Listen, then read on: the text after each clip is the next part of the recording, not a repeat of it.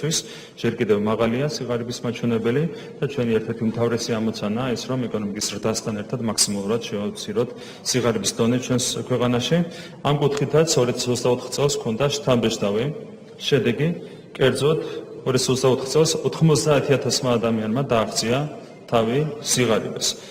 აქაც მინდა შეგახსენოთ, როგორი იყო მონაცემები 2012 წელს 1,100,000-ზე მეტი ადამიანი ცხოვრობდა საქართველოში სიღარიბის ხვარს მიღმა.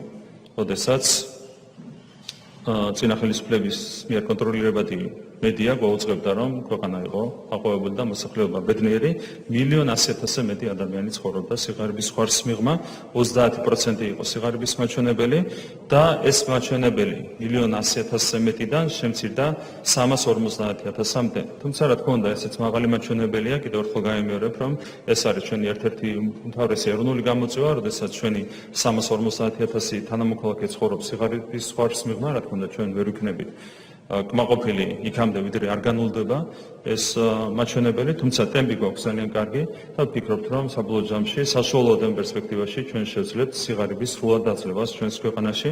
ამის გარანტი იქნება ეკონომიკური ზრდის ტემპის შენარჩუნება. 2024 წელს სიღარიბემ შეადგინა 9,4% ჩვენს ქვეყანაში, ანუ პირველად დაფიქსირდა ერთნიშნა მაჩვენებელი, რაც არის ბუნებრივია ძალიან მნიშვნელოვანი.